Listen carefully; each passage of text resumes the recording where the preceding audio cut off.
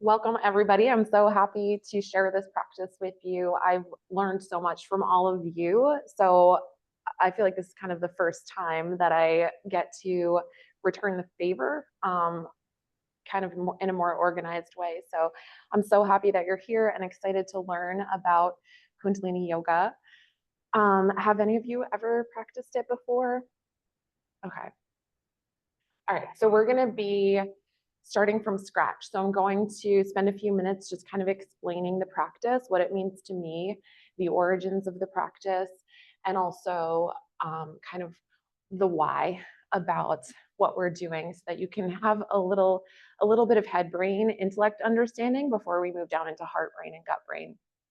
So in Kundalini Yoga, we use asana, which is the type of yoga that you're probably familiar with. That's the postures. And asana is what we use in any kind of yoga. So downward facing dog, plank, warrior two, all of those things. Those are called asanas in Sanskrit. We use pranayama, which is breath control, literally translates as such. As you know, prana is energy, our life force energy. So we manipulate our breath to influence that life force energy. We use mantra, which is using our voice. For me, mantra has been the most transformative aspect of the practice. So unlike other styles of yoga, a lot of what we're doing requires you to use mantra, whether out loud or in your mind. So that means I will be encouraging you to use your voice and recognize that whether or not we're using our voice fully, we constantly have mantra running through our heads. So it's literally, even if you have thoughts right now, you're like, okay, like, what do I have to do next after this? Or, are my kids okay at school? Like, whatever you're thinking about, like these mantras, like the loops of typically anxious thoughts that we have in our head, or in this particular crowd, maybe messages from spirit kind of coming through all the time. So we're going to replace whatever that is with a very intentional use of mantra. And in this practice, because it is an ancient yoga practice, the words are in Sanskrit. So this is this beautiful, archaic language that has a very specific resonance on an energetic plane. So very specific vowels and consonant sounds meant to influence not only our spirit, but also even like red blood cell production. It's like kind of this very cool process by which we influence our entire structure, mental, physical, emotional, spiritual. So we have asana, pranayama, mudra, or mantra, and mudra. So mudra is the last element, and this is what we do with our hands. Variety of mudras are introduced, typically Gyan mudra, index and thumb together, the rest of the three fingers squeezing together with the arm long here.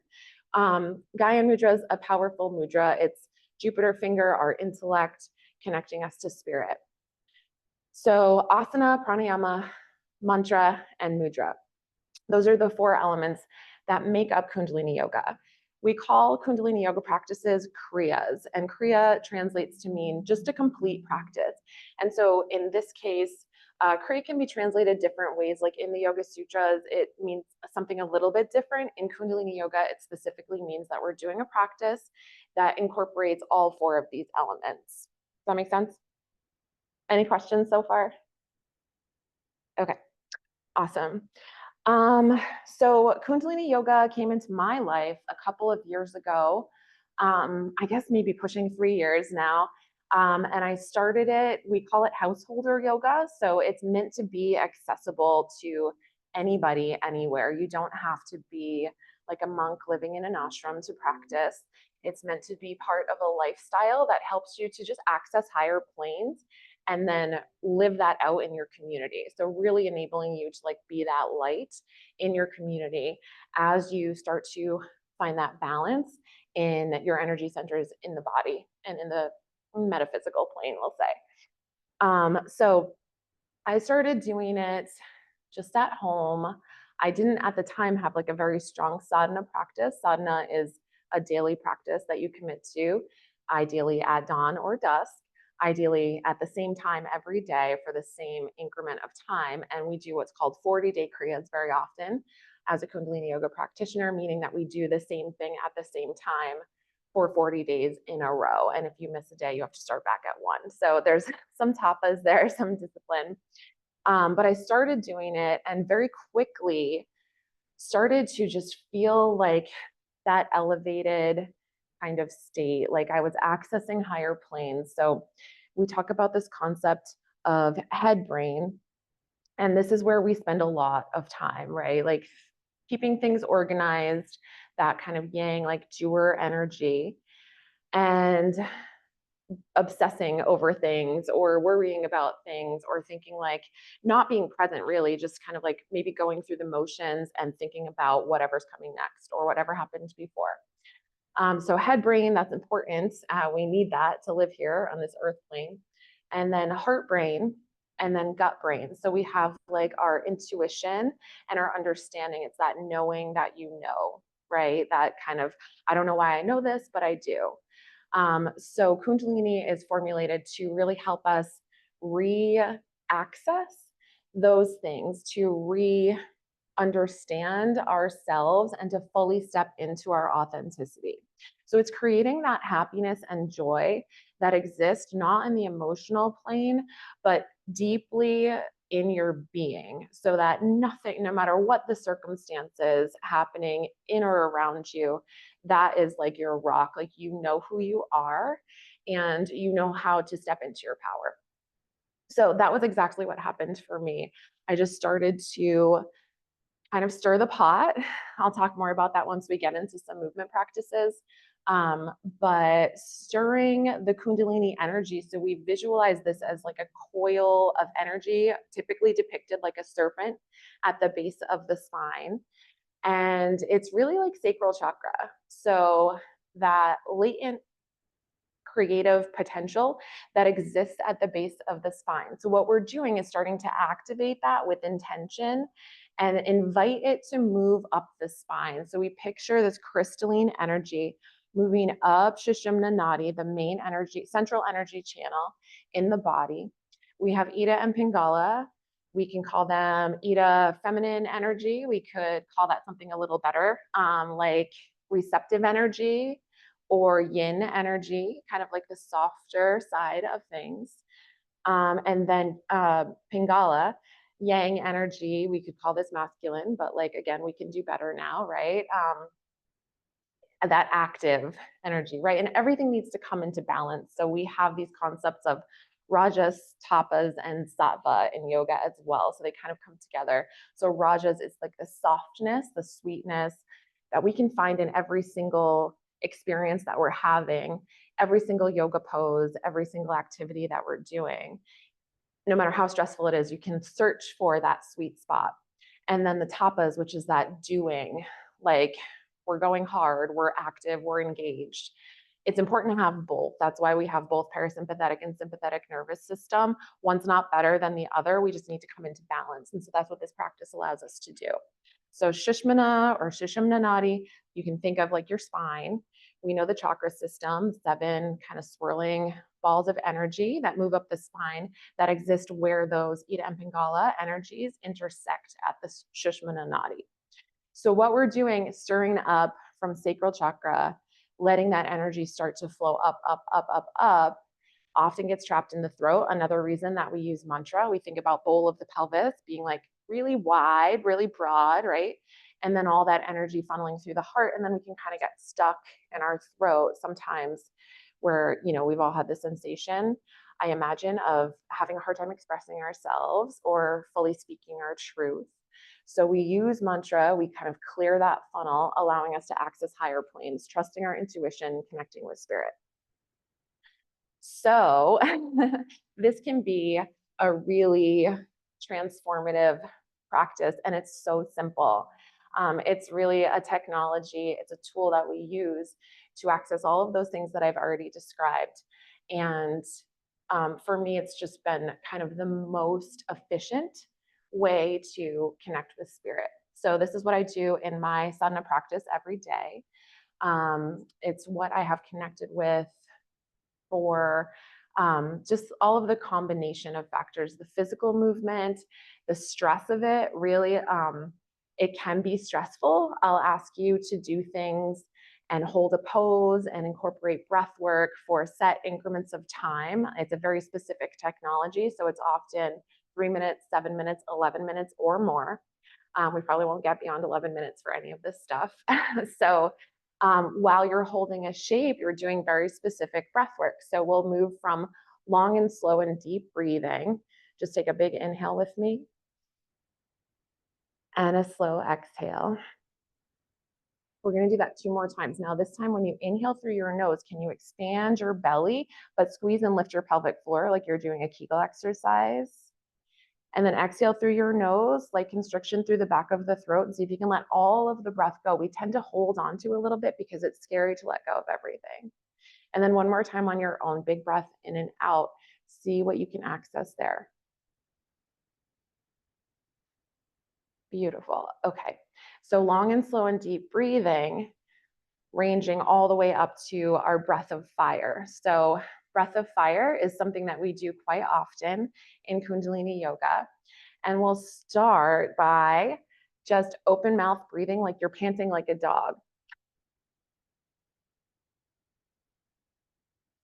Good. Okay, so you have that concept. Now I want you to close your lips and do that through your nose.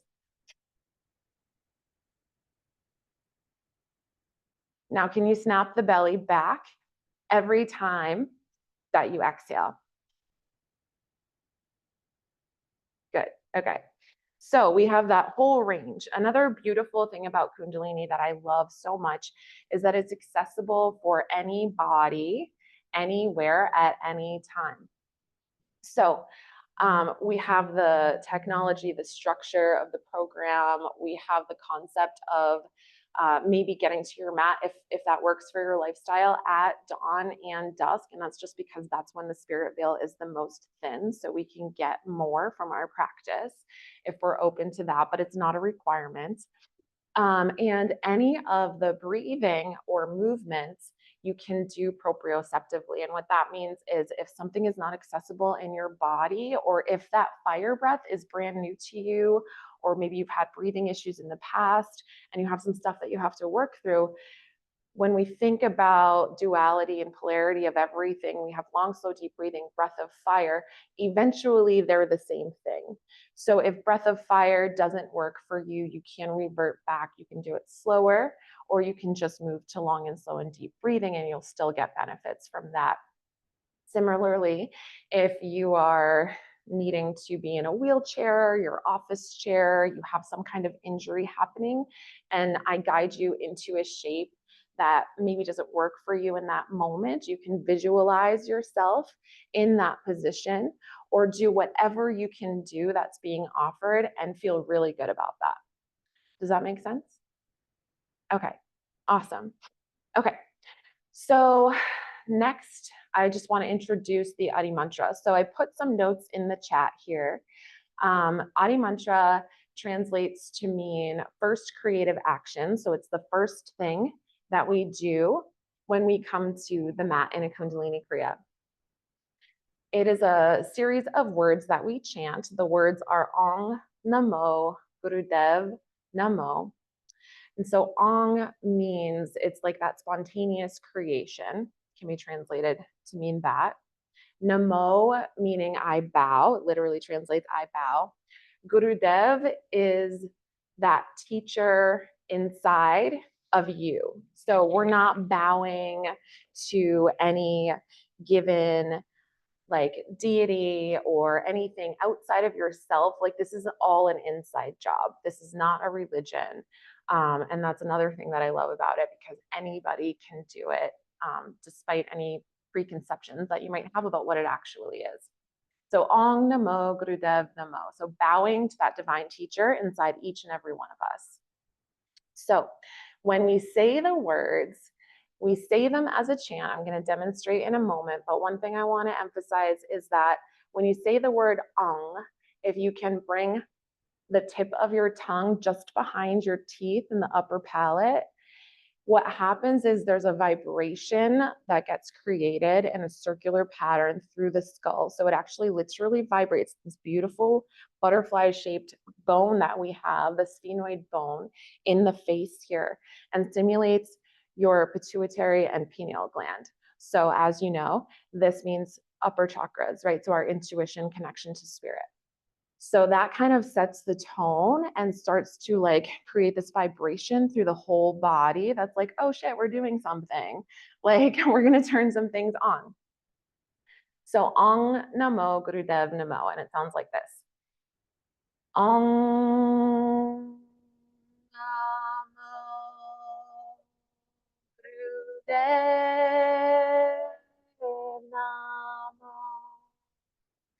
Okay, so we want to try and do that in one breath. So it's an inhale and then the full exhale for the Adi mantra. So if you've never done this before, it can sound like you're choking on your breath and you need to take an inhale. So after you say Ong Namo, that's a nice place to pause and just take a little inhale so you can finish if you need to. All right, so we'll tune in and then I'll guide you through a short practice. We're going to start with Kriya of forgiveness because forgiveness is incredibly important for us to be able to give to ourselves and anybody else from our past or future in order to stay or move forward into the present moment. Okay, so we'll start to rub the hands together. This activates our heart space, as you may know. Arms, hands, extension of heart chakra and how we interact with the world. So rubbing together here, bringing some heat through the hands. And then you're going to hold those hands and we'll move into Anjali Mudra. It's just prayer hands. Thumbs will press into heart center here with the elbows wide, squeezing shoulder blades into the spine and then sliding them toward your back pockets. Option 1. Option 2, let's try this together. Hug the elbows into the sides of the rib cage and bring the prayer forward. Either of these positions, elbows to ribs, thumbs to sternum, are going to activate our vagus nerve, which turns on our parasympathetic nervous system. So you choose where you want to be with your hands here. Go ahead and close your eyes if that feels safe and comfortable for you. We'll take a big breath in and a slow breath out. We'll chant 3 times and inhale to tune in. Om Namo Dev Namo. Om Namo Gurudev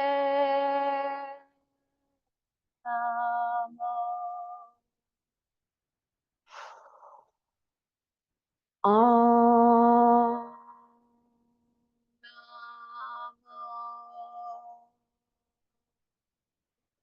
Dev Namo. Now take a big breath in, press the belly out with breath, squeeze and lift the pelvic floor, squeeze your spine, tuck your chin, lift your crown. Keep holding the breath, release the hands into Gyan Mudra, index and thumb together, elbows long. Hold the breath as long as you can whenever you need to. Exhale through the lips.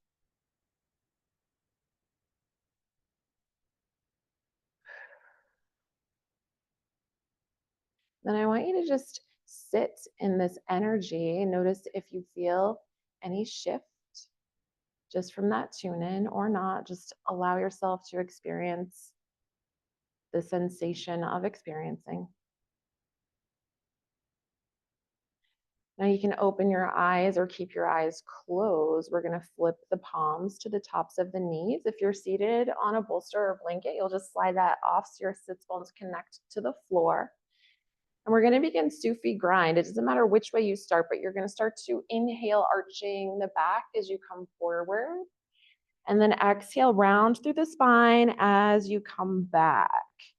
Inhaling forward, exhaling back. Now, if the eyes are closed, see if you can float your eyes behind closed eyelids to the midbrain, third eye chakra. You can go fast or slow here. It really doesn't matter. See if you can contain your energy centers by squeezing and lifting the pelvic floor. So it is kind of like a Kegel exercise, but Kegels we're squeezing in. I want you to squeeze in and then see if you can lift up toward the navel.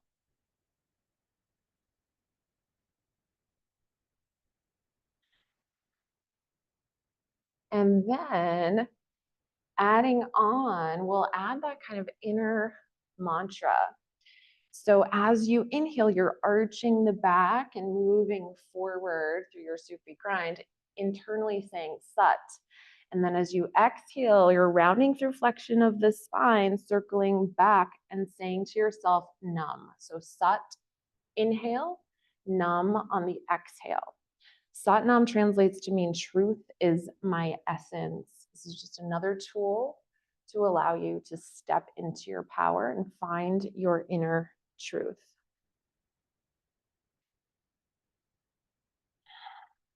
And then the next time that you inhale, please reverse the direction of your circles. And so here is where we start to kind of stir the pot. So we're thinking about the spine and the tailbone and the sacrum kind of being the base of like this big spoon that we're using to stir the pelvic bowl.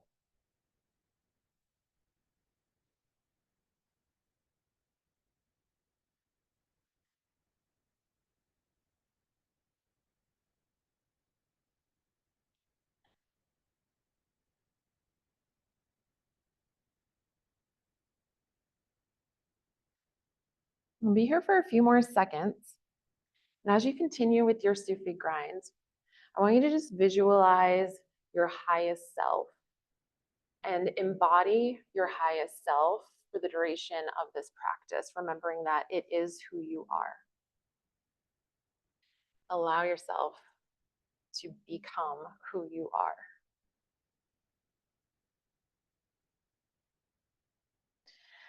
And then on your next inhale, please come to an upright spine. Push the belly out with breath, squeeze and lift the pelvic floor. Float the eyes behind closed eyelids up toward Agni Chakra. Hold the breath. And then exhale. Hands slide to your ankles here. Gripping the ankles. We'll move into spinal flex. So this time we'll inhale, arching the back. And exhale, rounding back. So moving in the same plane here versus spiraling around, but same kind of movement. Spinal extension, spinal flexion, inhaling forward, expanding the lungs, the diaphragm, exhaling, rounding back like the navel could slide up under your ribcage and kiss your heart. Breathing in to come forward, Sat. Breathing out to round into yourself, Nam. Sat. Nam. We're going to stay with this movement, but slide the hands back to the tops of the knees. Notice how that moves the stretch from the lower spine into the thoracic spine, front and back of your heart center.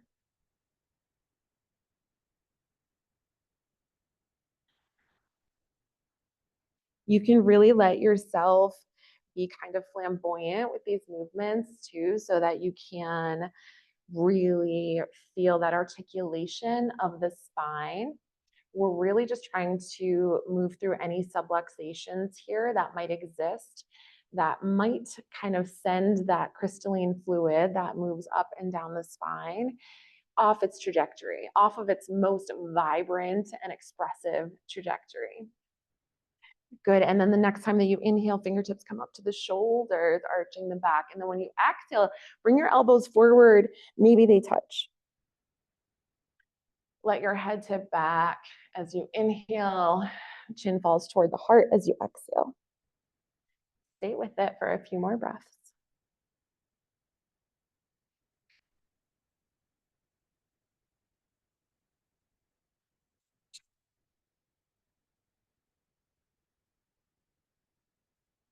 Good. And then on your next inhale, just open up those elbows, find that highest posture, press the belly out. And then exhale to Gyan Mudra. Again, index and thumb together. Just take a few breaths. Notice what you notice.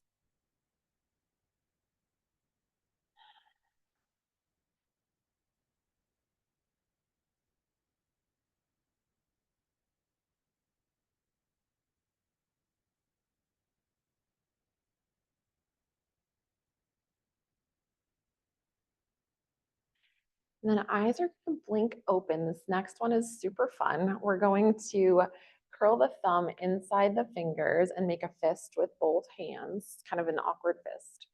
And then you're going to bring your elbows in, drop the rib cage down. So I want you to stay seated in your power. When we arch the back here, we tend to explode through the solar plexus and lose that contraction through the pelvic floor, which really just lets a lot of energy dump down. We want to contain the energy and continually invite it to move up, okay? So we're going to inhale here, and then exhale, you start to punch forward. So so you're exhaling through the lips, good, and inhaling through the nose. Okay, now once you get the hang of it, I'd love for you to close your eyes if that feels safe for you, wherever you're at.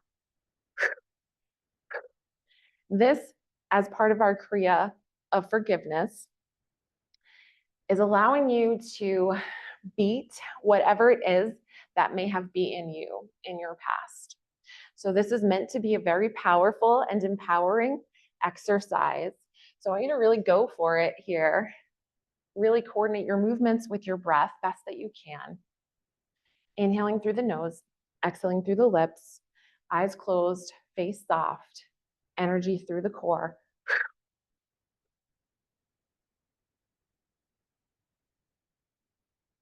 Good, stay with it. About 10 more seconds, and then we're going to move on to both fists at the same time. Good, last 3, 2, 1, when you're ready.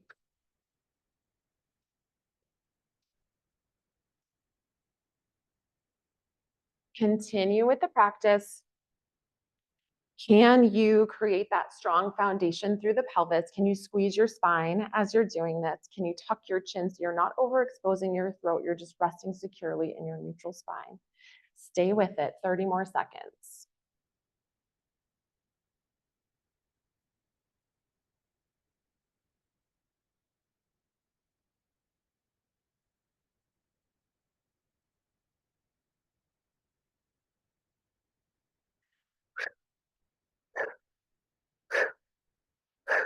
Last 5, 4, 3, 2, 1. Hands come in, inhale. Hold the breath, release the hands, Kaya Mudra. And whenever you need to, exhale. Couple of breaths.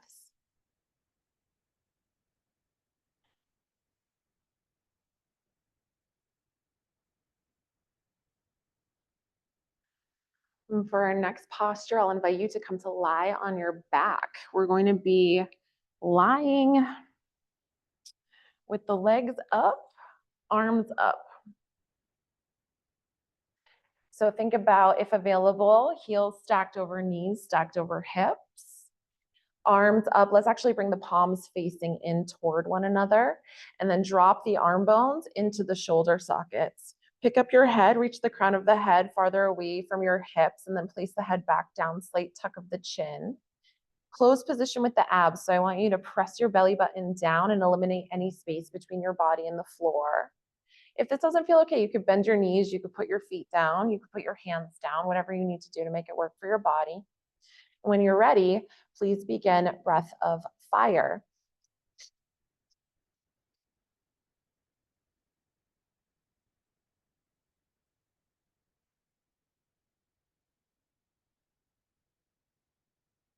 Stay with it.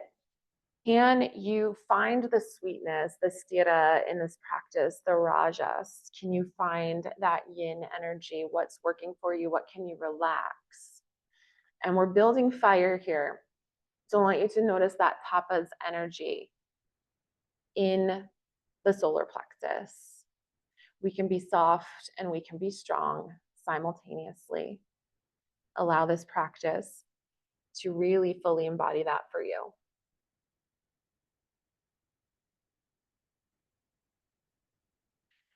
Notice what comes to mind as you think about this concept of forgiveness.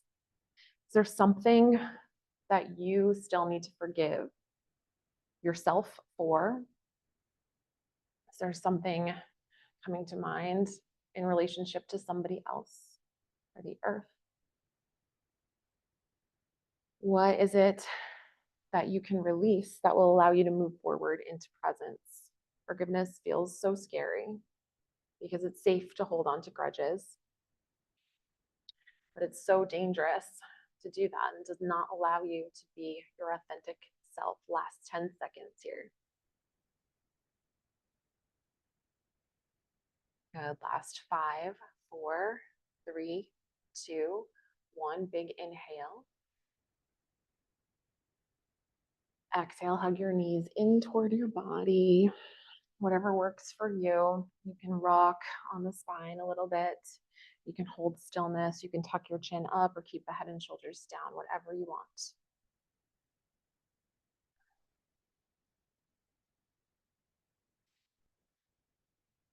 Next, we're going to transition to the reverse of this.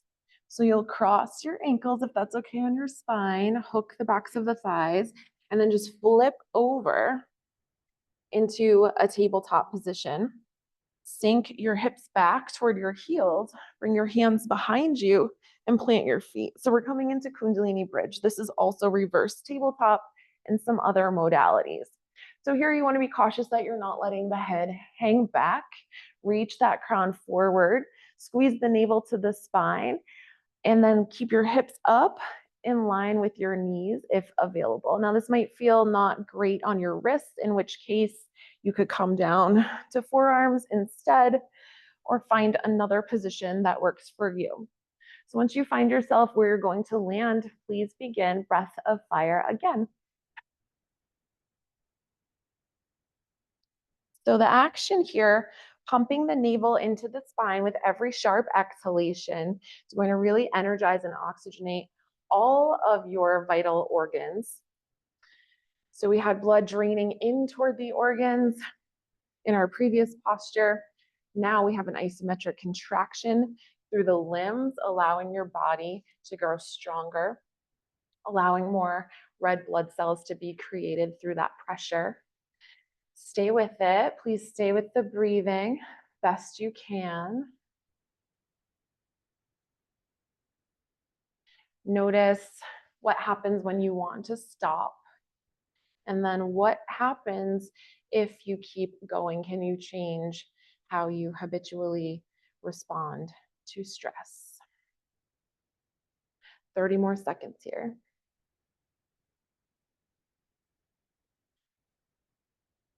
Beautiful. Remember, you can always take a long, slow, deep breath whenever you need to.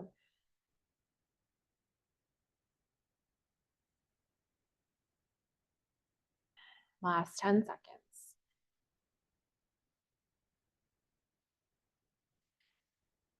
Last 5, 4, 3, 2, 1. Bend your elbows, let your hips lower down, cross your ankles, and come into a seated child's pose here. You can really round into yourself, check in what's going on with you, what's coming up for you.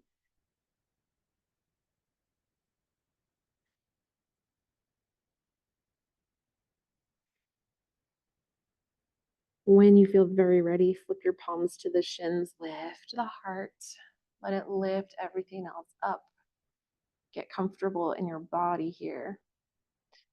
And then we're going to bring right heel in line with sits bone, left leg long in front of you. We're going to clasp hands over the right shin, snuggle those shoulders down the back once more.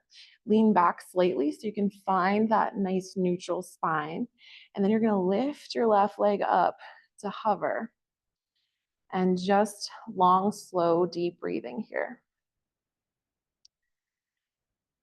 What can you firm up in that left leg, in your core, in your psyche, in your spirit to hold this shape? We'll be here for about a minute. Find the sweetness and the softness in your breath, in your face, in your intuition. And feel the power and strength in your whole body. Inhaling Sat, exhaling Nam.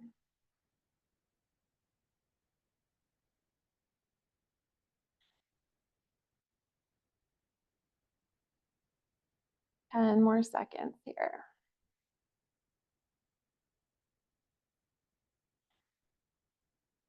Good. Last 3, 2, 1. Left foot plants. Right leg long, hands clasp over that left shin. Right heel floats up, active flex through the foot, and breathe.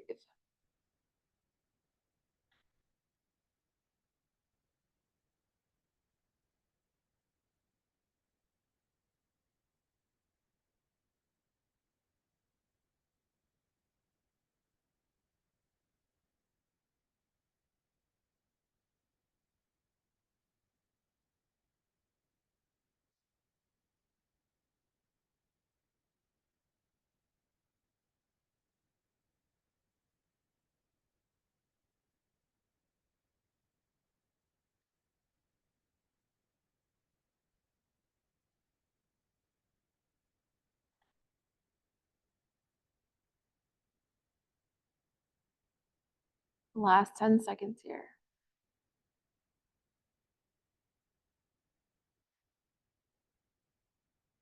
Good. Last 3, 2, 1. Plant that right foot or extend both legs long. Whatever you want to do here, give yourself a moment of rest.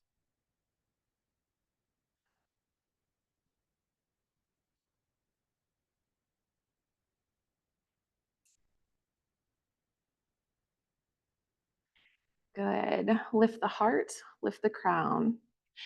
Next, we're going to come into our yogi squat position, malasana.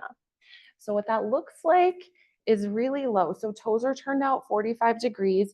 Heels begin at about shoulder width, wider than your hips for sure. And sometimes I have to go a little bit wider.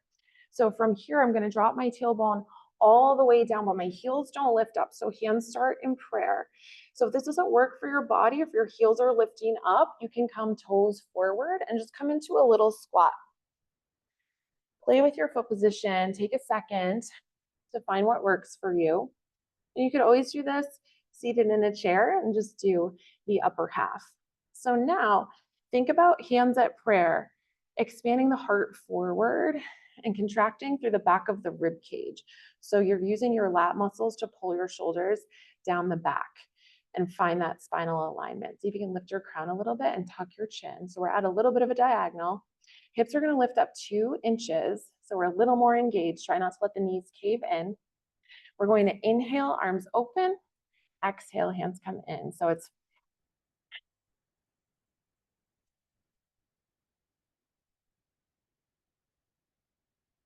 if available, close your eyes, soften the face, and stay present with this practice.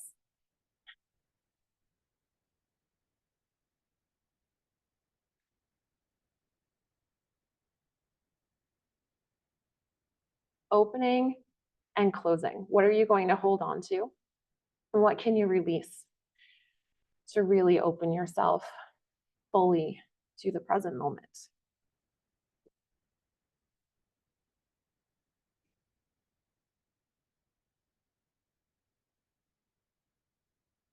You have about 20 more seconds here.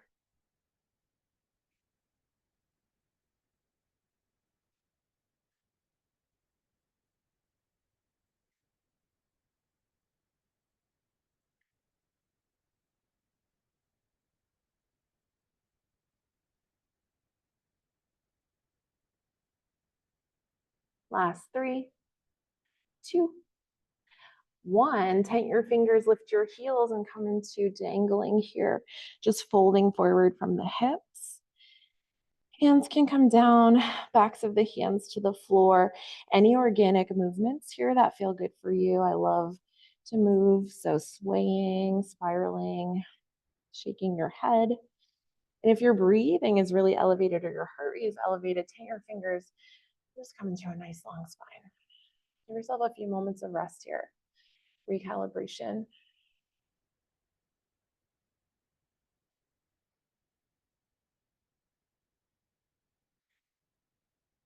For our next movement, we'll stay in this wide straddle position with the legs. Arms are going to come out to the side. This is our inhale position. And we'll exhale, you're going to hug yourself. And I want you to just do opposite arm in front every time. So when you're ready, inhale, arms open, exhale, giving yourself a hug.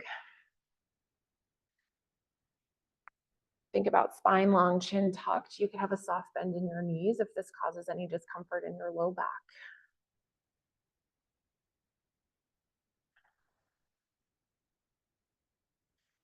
I'll invite you to open yourself to this concept that every moment exists within the seed of infinity, in this time space continuum.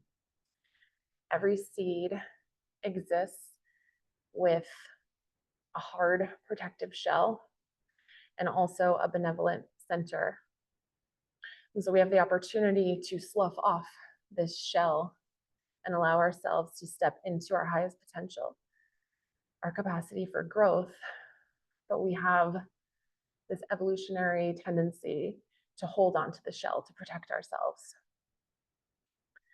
So see if you can step into that beautiful benevolent center in that seed of infinity. 10 more seconds here, please.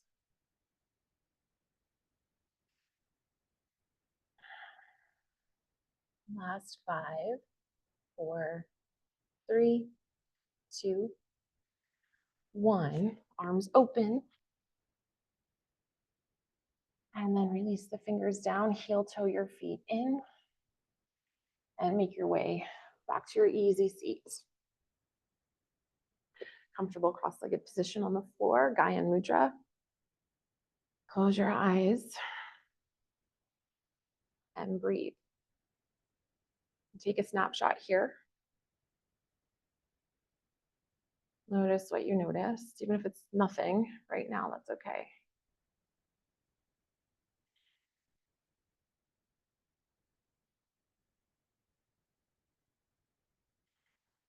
And then with your eyes open or closed, you'll make your way all the way onto your back for relaxation. If you don't want to move to your back, you're welcome to stay in seated. You can lie on your side or your belly. Take a second to make yourself very comfortable here.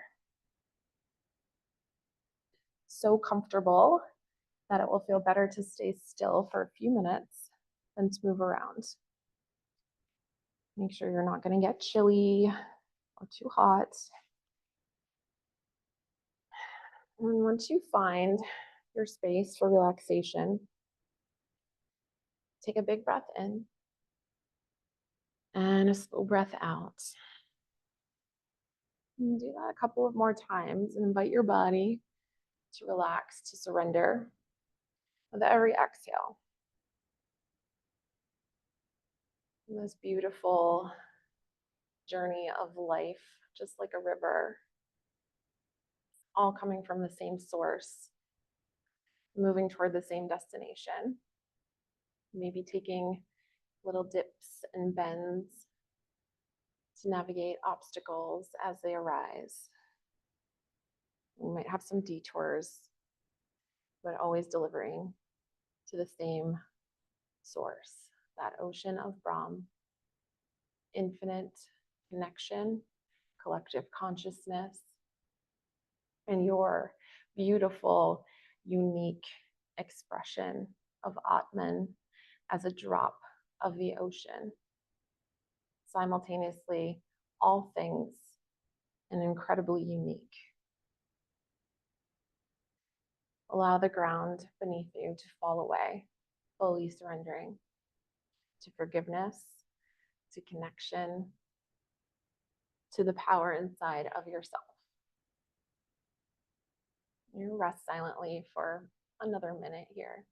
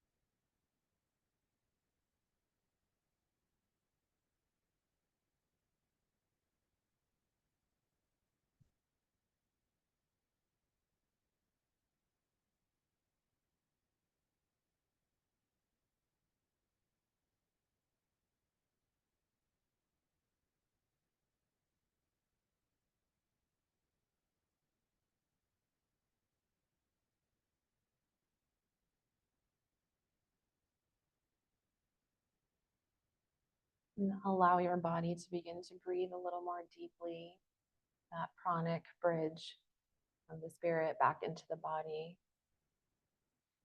Invite any organic movements that allow you to inhabit every cell in your body. I like to wiggle my fingers and my toes.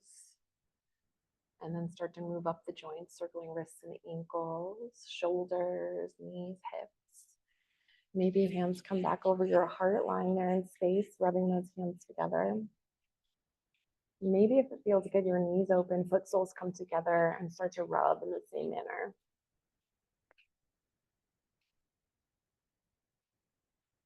Activating, energizing the whole body here. Hug your knees in toward the heart space. Maybe you rock to one side. You could take little cat stretches, moving all the way side to side. You could float your legs up as if they're against the wall. Anything that you need to get blood flowing, connection to body.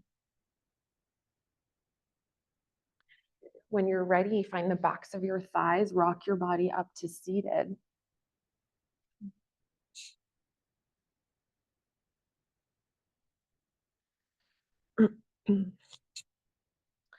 You're going to come into your seat.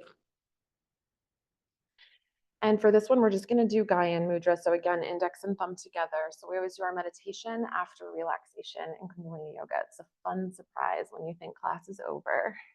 Hands are going to come out. Sit into your highest self, eyes closed. And the mantra is, I forgive you. I forgive you. I forgive myself too. So we're just going to say that on loop. Join me when you're ready. I forgive you. I forgive you. I forgive myself too. I forgive you. I forgive you. I forgive myself too. I forgive you. I forgive you. I forgive myself too. I forgive you. I forgive you. I forgive myself too. I forgive you. I forgive you. I forgive myself too. I forgive you. I forgive you. I forgive myself too. I forgive you. I forgive you. I forgive myself too. I forgive you. I forgive you. I forgive myself too. I forgive you. I forgive you. I forgive myself too. I forgive you. I forgive you. I forgive myself too. I forgive you. I forgive you. I forgive myself too. I forgive you. I forgive you. I forgive myself too. I forgive you. I forgive you.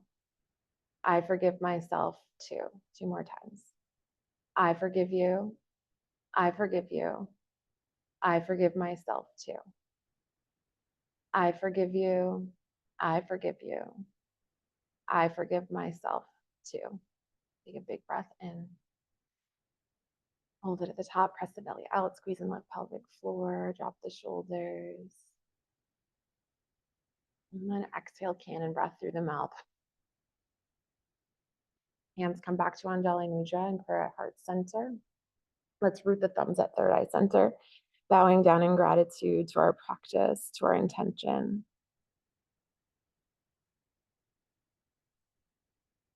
Recognizing our community, our sisterhood, our angels, our guides, everything that collaborated to bring us here into this moment, feeling gratitude and forgiveness for everything. And we'll end with one chant, long sought, short nam. So we'll take a breath in and out, and then we'll inhale to chant. Let's inhale together. And exhale. And breathe into Satnam. Satnam.